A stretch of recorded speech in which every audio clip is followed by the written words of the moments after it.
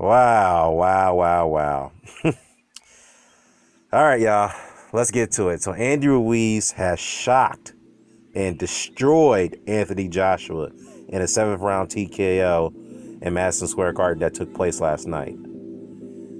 Man, I'm just almost lost for words here. I mean, first things first, I have to say is that congratulations to Andy Ruiz of becoming the first Mexican heavyweight champion of the world. That's the first thing I got to say. The second thing I got to say is that he definitely proved a lot of naysayers wrong. Okay, now mind you, he proved me wrong because I thought he wasn't going to. He was going to be knocked out by the sixth round, but my oh my, I was definitely wrong on this one. Now I can say is this though. I've always said that Andy Ruiz definitely have the skill set. You know, given that his physique is totally says the opposite. And, I've always said that don't let that physique fool you because Andy Ruiz can fight. He definitely got skills. He's got incredible hand speed for a guy for his size as a heavyweight. Okay? Now, where do I begin? I'm going to begin leading up to this fight. And I'm going to point out the red flags here, leading up to it. Okay? Because I know some guys are coming at me by pointing out these red flags as if I didn't know what I was talking about. I'm going to start with the body language in the interviews that Anthony Joshua was giving leading up to his fight with Andy Ruiz. Okay, I sensed there was some lack of enthusiasm. The fact that he was getting banged up in sparring with his broken nose and his face getting scarred up. That to me showed the indication that Joshua didn't really want to be in there. Not being there, but didn't want it. Wasn't very. He was interested. He was not interested in the fight, and he was carrying some type of injury because he looked totally out of it in a way as far as not being in his comfort zone, not willing to answer not willing to engage in questioning with reporters. It just, even though he did conduct it in a professional manner that he could do it, but he just didn't want to be there for some reason as far as, leading up to the fight and having his pro debut in the United States of America, which is the bigger market, by the way, than the UK. Let's be realistic here, okay? Another thing I noticed is that he was definitely overlooking Andy Ruiz as his opponent. Let's be real. He did, okay? I have reason to believe that when Andy Ruiz got the call, Joshua and his team looked at Andy Ruiz. And even though Andy Ruiz and his team reached out to Andy Hearn in his camp and said, hey, you know what? Let's make the fight. And they looked at his size. They looked at his physique. They're like, this guy's too small. I mean, I don't know if, they looked at, Joshua would be able to spark him out here. No problem. So, I mean, this is the thing about about boxing, particularly in heavyweights. You don't overlook your opponents. That's the last thing you need to do, and that's a cardinal sin in my book, okay? And I also brought this up on one of the live chats or, the private conversations I had with some of these guys. I said, look, Joshua is genuinely looking over Andy Ruiz because he's rarely talking about him. He's not really talking about what type of strategy he's going to employ against him other than the press conference. It was like little to no questioning about Andy Ruiz. He really wasn't talking about him. All he could talk about was Deontay Wilder or Tyson Fury. That's all he could talk about. Okay. And I said, yes, one of the guys, Edgeno, shout out to Edgeno TV. Edgeno would say, look, he was only answering questions about Wilder and Fury because he was asked about it. I said, yeah, you know what? You're right. Fair enough. But as Joshua, as a fighter going into a fight, he should have told these reporters respectfully, say, you know what, sir, ma'am, I appreciate the questioning about Wilder and Fury, but I do not want to answer it right now. Why? Because I'm not focused on them. I'm focused on my opponent at hand. So please ask me questions about my opponent, Andy Ruiz. And he didn't do that. So that was overlooking his opponent was another red flag. Another red flag that I noticed and I read in the papers that he hired a sports psychologist days before the fight. Why did he do that? I'll tell you why. Because as I said a long time ago, is that Anthony Joshua was under a lot of pressure. Because look, there's a huge financial backing behind him. He's a big draw, one of the biggest cash cows in boxing, particularly at heavyweight. We all know this, right? And he's making his American debut, and he has to really make an impression for those who be backing him, particularly the zone investors and the broadcasters. Zone is the broadcasters, by the way, and the endorsements that he was lining up to get, and the media tours that he was doing here. So it was a lot of pressure that he really could not handle. Okay, he could not cope with it. Just the way it is. He just couldn't do it. Okay. And another red flag, and EJ brought this out. Shout out to EJ. Brought this up. Shout out to EJ Boxing Live, by the way. EJ we all noticed this at the first face-off with him and Ruiz, is that he handed his belts over to Andy Ruiz and his team during the face-off, and they were holding him up. Me, personally, I didn't really read too much into that because Deontay Wilder did that to Tyson Fury, you know, when Fury fought against Pianetta in Belfast, whatnot. But that, you know, you could say that was considered a red flag because when Joshua did that, he literally walked away out of the podium and Andy Ruiz was standing there with the belts and his trainer holding him up. And I was like, okay, maybe that is a red flag that needs to be taken into consideration, okay? And another red flag, it was a long delay of him coming out of his dressing room. When I noticed that during the Zone broadcast, I knew something wasn't right. Something was wrong, okay? When he finally came out with his team and his trainers and his cornermen, he was chewing on his mouth guard, and I thought that was some sign of nervousness right there coming from Joshua because I never see him do that. He was chewing on his mouth guard, and one of his cornermen was massaging his neck during the middle of the PA announcement. So I was like, wait a minute, why is the cornerman massaging his neck? And I said to myself, you know what? He's carrying some type of injury because it may have happened in sparring and they didn't want to disclose it. And the reason why they probably couldn't back out of the fight or delay it due to his injury is because there was so much money behind this and he had to make an impression, and they looked at the opponent that they were facing. It's like, we should be able to get out of this, no problem. Okay? Now let's get into the fight. First round, definitely gave it to Ruiz. I mean, there was even though it was a fill-out process, but Ruiz was actually much more active in that round, more so than Joshua. What Joshua was doing is that, yes, he was filling him out, but he seemed very cautious, and obviously it was no surprise because after the Klitschko fight, he'd been fighting a very, very cautious fight for the last 2 years or so, okay, after that Klitschko KO. But the fact is that he was pounding out his jab, which was a lazy jab against Andy Ruiz, and Andy Ruiz was able to slip it and throw his combinations. And then when Ruiz landed his combinations in the second round, Joshua felt that. Ruiz doubled to the body with the left hook up to the top, and Joshua was reeling from momentarily. He was like pretty stunned. He was like, God damn, this guy can actually punch. You know? Joshua had that reaction. He's like, God damn. Even when he was trying to throw it right, and Ruiz was coming in with a 3-punch combination in the inside. And I said to myself, I said, you know what? Do not mix it up in the inside with Ruiz, because I'm just from that exchange, Joshua's not going to win the fight in the inside against Ruiz. He's not going to do it, okay? But on to the second round, I did score for Joshua because it seemed like he finally get his rhythm. He's starting to find his way in the ring. He's starting to get his composure, whatnot. He's starting to let the nervousness out of his system. But the one thing I can say, though, is that I noticed there was some signs of fatigue because me and my brother were watching this, and I said, man, this guy's getting tired. And my brother is a big Anthony Joshua fan. He was like, no, he's not getting tired, Dan. I was like, no, he is. The dude is blowing in his quarter. Look at him. He is blowing already. Something's not right. He's getting fatigued.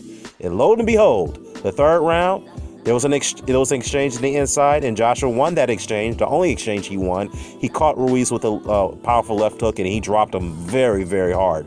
And this is the first time Andy Ruiz has ever gone down as a pro. The first time ever. Okay?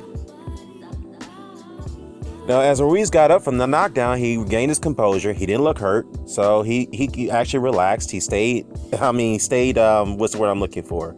Yeah, he stayed composed. He stayed focused. He didn't panic. So, and the reason why Ruiz didn't panic is because he's been down this road before. Yeah, judging for the fact he's had 33 pro fights, which is a significant amount of pro fights, but he's had a pretty lengthy amateur career. He's been through situations like this, so this was nothing new to him. So what he did is that he regained his composure, again, went back to what he wanted to do. Then Joshua came in with a 1-2, stunned Ruiz, yes, I'll admit he did, and then he tried to go for the kill, which was a terrible mistake. He tried to end the fight early, thought he had Ruiz what he wanted, and look what happened. When Joshua tried to mix it up in the inside against Ruiz, leaving himself open, then Ruiz caught him with a left hook to the temple, and then Ruiz was hitting him with a flurry of combinations, and Joshua was rocked from that. He was hurt badly from it, and then he got caught again with a right hook to the temple on the right side of his head, or left side of his head, and he went down hard, man. I mean, it was just me. I'm gonna just be very honest here. This is my opinion. When Andy Ruiz, and I saw the replay, when Andy Ruiz caught him with the left hook to the temple, it didn't look like Andy Ruiz threw a lot of mustard into that punch. And this is where I got to question Joshua's chin. I know I'm going to give him the benefit of the doubt with his chin, but dude, he really got hurt from the temple shot in the head, which Andy Ruiz didn't really put mustard into that left hook. He didn't. On the right hook he did, but not on the left hook. Then in left hook, and I was very worried about that. I was like, wait a minute, how can you get hurt from that? Because Andy Ruiz didn't really throw much into that shot. He didn't. And then when Joshua got knocked down, he got back up. He tried to go into the inside exchange with Ruiz again, and Ruiz was getting the best of him. And then he tried to go on his back foot, and this is one of Joshua's Achilles' heel. He cannot fight off the back foot very well. He did improve a little bit in that area against Povetkin, but when you push him back, really push him back, he can't fight on the back foot. He can't do it. And then when he was on his back foot, he didn't have his legs. He was really not there. He was gone. He was out on his feet on that point. He was, okay? And then, when the round was closing, Andy Ruiz came in, lunged in with a good, quick 1-2 combination, launched 12, 15 unanswered punch combinations and shots, whatnot. Joshua went down again, almost fell through the ropes. He was out, got back up.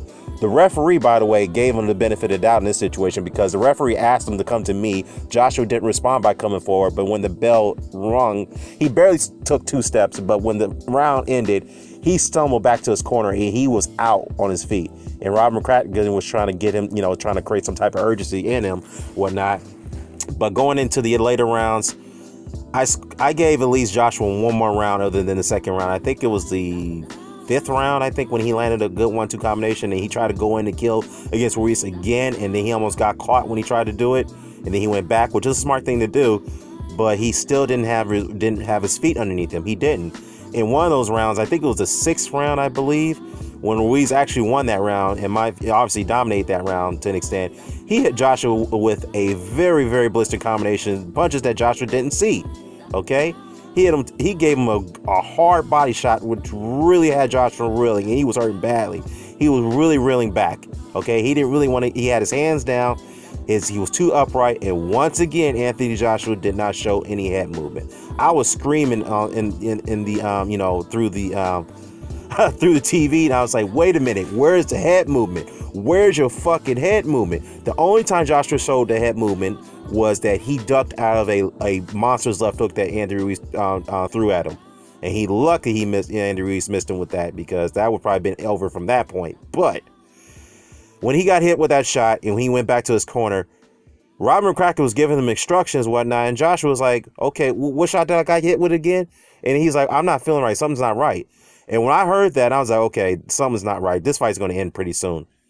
And lo and behold, and when Joshua hit Ruiz in the exchange in the inside, he hit him with a left hook. He caught him, and then he thought he had him hurt. And next thing you know, Ruiz caught him with a right hook that Joshua didn't see coming. Hit him with a combination. Hit him with a straight rights. And by the way, Joshua had no answer for those straight rights that Ruiz was throwing at him, and he went down again.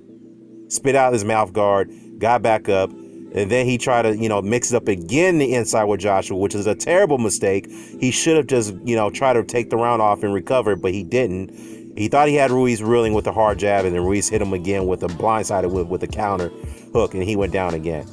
He spit out his mouthpiece, went back to his corner. He looked in the corner for some reason. I don't know why he looked at his corner, but then again, the referee said, okay, do you want to continue? And I know Joshua nodded yes, but the referee asked him, okay, let's go. He gave him out to continue to fight, and Joshua didn't respond, and that's when he waved off the fight.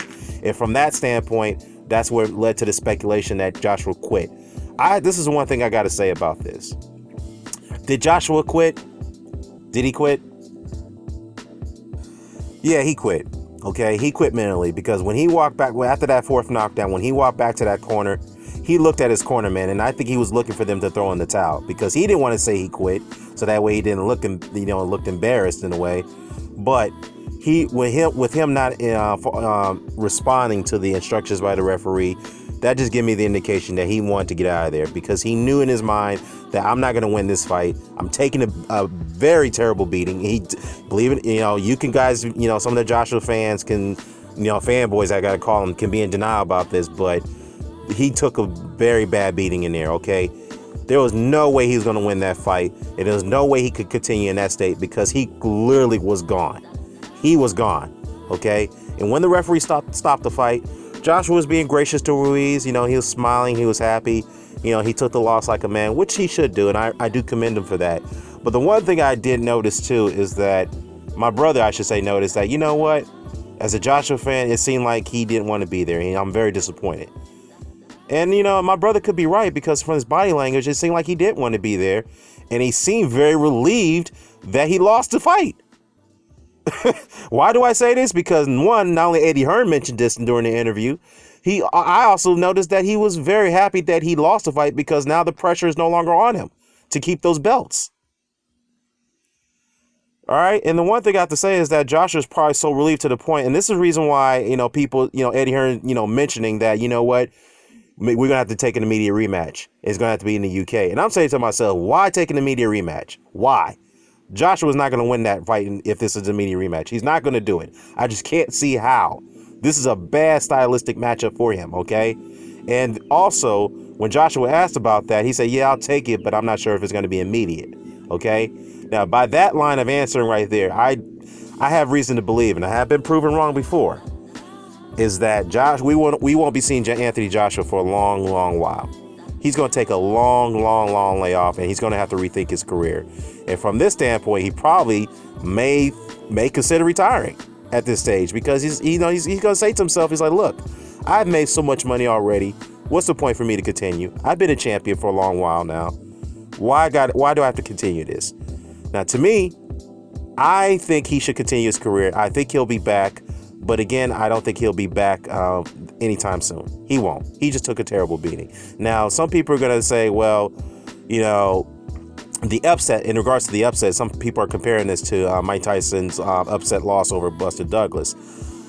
And they think this is parallel to that. I have to strongly disagree with that. And let me tell you why. For one, Mike Tyson ran through his entire division by force, okay? Two, Mike Tyson never showed any vulnerabilities before the Buster Douglas fight. Three, he was the undisputed heavyweight champion of the world. So Anthony Joshua, before the Ruiz fight, has shown many vulnerabilities. He was always getting hurt. He was always getting clipped. He always made many mistakes in the ring. The only time Mike Tyson ever got hurt leading up to the Douglas fight, before the Douglas fight, I should say, is that he got caught with a left hook when he got overexcited. I say overexcited, he got over anxious against Frank Bruno in their first fight. Okay, that's the only time he got hurt. But other than that, he recovered extremely well. And that's the one thing about Anthony Joshua. When he gets hurt, he doesn't recover extremely well. This is where I have to question his recuperative powers. He doesn't have good recuperative powers. I heard one uploader also say that his survival skills is very, very bad. Yes and no. He did try to hold on. He tried to hold on when he was getting hurt and rocked by Ruiz. I just think that he was so tired and he was so fatigued that he didn't have the strength to do it. And again, his stamina has always been a suspicious thing. Here's the one thing I got to say about that. And a lot of people, a lot of Joshua fanboys say, you don't know what you're talking about, Dan. He's got good stamina. I was like, no, he doesn't. And the one thing about stamina and endurance is that it's a natural attribute. It's either you got it or you don't. And sadly, Joshua does not have that at all. He doesn't. Okay. Look, I'm not trying to beat up on the guy. I'm not doing it. I'm just pointing out the mistakes and the flaws that he has, as I normally do for any other fighter. Okay. This is constructive feedback. Okay. Now, again, with the Tyson thing, Tyson was a destructive force in the heavyweight division. Joshua was not really looked upon as a destructive force. Yes, he was a top guy, but he was hurt many times against guys. He was hurt by Dillian White by a left hook, and some people thought that Dillian White didn't even throw enough mustard on that shot. Okay, he was hurt. He almost got knocked out in that fight. He was definitely hurt against Vladimir Klitschko, almost got knocked out. Okay, he was definitely hurt against Alexander Povetkin. He was hurt against Carlos Takam, even though Carlos Takam was losing that fight. He was hurt against Takam. So this man's been hurt many times. He showed many vulnerabilities and flaws. So to me, that comparison, I don't agree with. Is it an upset? Absolutely. Because I thought Joshua was going to win this fight. But it's not. You can't compare this to the Mike Tyson and Buster Douglas thing. No way. I totally disagree with that notion. So, again, I think Joshua will come back from this, but I just don't think he should be taking an immediate rematch. I just don't think he should do it. If he does, it's a terrible mistake. Okay? Terrible mistake. And the one thing I got to say about this is Deontay Wilder, Tyson Fury, and Dillian White chimed in on this situation. For one, I got to give Tyson Fury some credit because he was actually more sympathetic, given the fact that they've had their nasty rivalry over the years, meaning Anthony Joshua. He was very gracious to him and said, you know what? Despite our animosity towards each other, you're a great fighter. You'll always come back. You'll learn from this. That's just paraphrasing what Tyson Fury said. So that was a very, very commendable thing for him to do. Now, Deontay Wilder was not sympathetic at all, okay?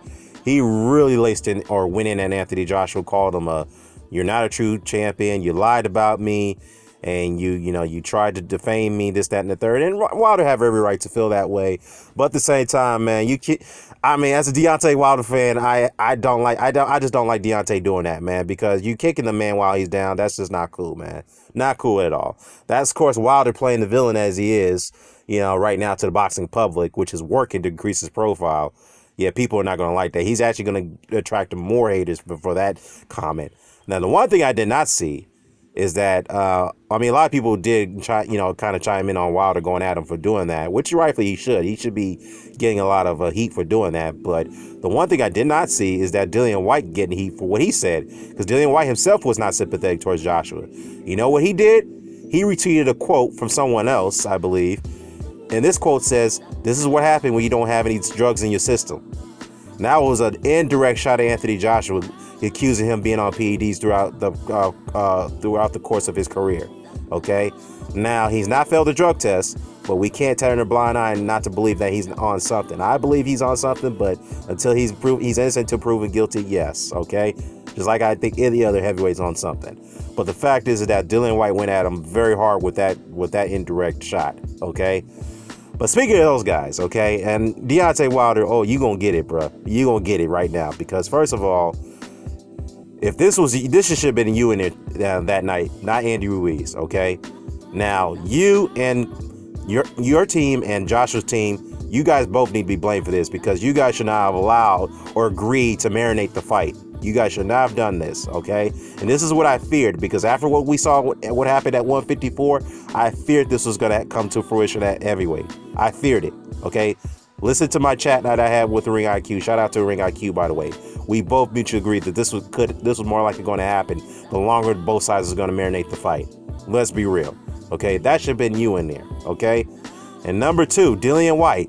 That should have been you in there, okay? Even though that would have been more of a 50-50 fight, because Dillian Whyte does not have the skill set of Andy Ruiz. But Dillian Whyte turned the fight down, and he had his reasons, because Joshua did not want to agree to a lengthy drug testing period, okay? But still, that should have been him in there. Luis Ortiz, yes, Luis Ortiz actually wanted the fight, but his promoter fucked that deal up by being greedy. That should have been him in there. And honestly, even though Ortiz was banged up in his last fight against Christian Hammer, judging from what I seen in there against Andy Ruiz last night, Ortiz would have beaten Anthony Joshua. And those out there who saying that, Wilder clowning, he still ducked the fight. Yeah, he ducked the fight, just like Anthony Joshua ducked the fight. But guess what? All you guys are saying that, know deep down in your hearts, if that was Deontay Wilder in there last night, he would took Anthony Joshua's head off. He would have decapitated him. You guys know that. Why? Because Wilder is too quick, he's too slick, and he's just as fast as Andy Ruiz, okay? Just as fast. He may not throw as many punches as Andy Ruiz, but we all know that Wilder has that one-punch knockout dynamite, and he does have power in that left hand too. Believe it or not, he does. And believe me, that guard that Anthony Joshua was throwing up, Wilder would have punched right through that with no problem. And you guys know that. So I would be kind of back off on that whole, Deontay Wilder still ducked, so for a reason to go after him, but that's fine. You can do that, but I'll kind of back off on that, because you guys know damn well that Joshua could have got been much worse state than he was against Ruiz last night if he fought Wilder that night. Let's be real. He would have been in much worse condition. He probably wouldn't be able to speak, to be honest with you. Not to be cynical or funny, but let's be truthful here. He would have, okay? So, other than that, man. Other than that, that's all I got to say about this. And by the way, guys, I have to apologize for this long upload. I haven't done a long video upload in a long time. And the reason being is because there is some technical issues going on with the Google Hangout. So, let's hope that Google is on, their tech support team is on it. Hopefully they get that rectified very soon. So, or actually that situation troubleshooted very soon, I should say. So, other than that, let me know what your thoughts about this. Do you agree with my opinions or you disagree? Let me know. Keep it respectful. I'm out. Peace. Oh, one more thing before I go. I forgot to mention one thing. I know Deontay Wilder has a rematch penciled in, I should say, against Luis Ortiz this fall. If I'm Wilder's team, and by the way, Andy Ruiz has won the belts, he's actually bringing the other three championship belts back over to the PBC, meaning Al Heyman now has the lock on the heavyweight division now. I know some of you guys don't like to hear that, but that is the awful truth now. The fact is now that's happened. Deontay Wilder's team is going to have to really look into that, trying to make that unification bout with Andy Ruiz. They're going to have to do it because if I were them, I would scrap the Luis Ortiz rematch. I would do it. I would do it because at this point, it's kind of meaningless because now the heavyweight division landscape has changed. It's time that we get that undisputed unification happen, and do not allow the marination process to happen. I know they're probably going to go for that because now the Andy Ruiz, well, probably I should say, now that given that Andy Ruiz is the first Mexican heavyweight champion, he could potentially become a big boxing star in the heavyweight division because you have to understand boxing is extremely popular in the Mexican population. It is.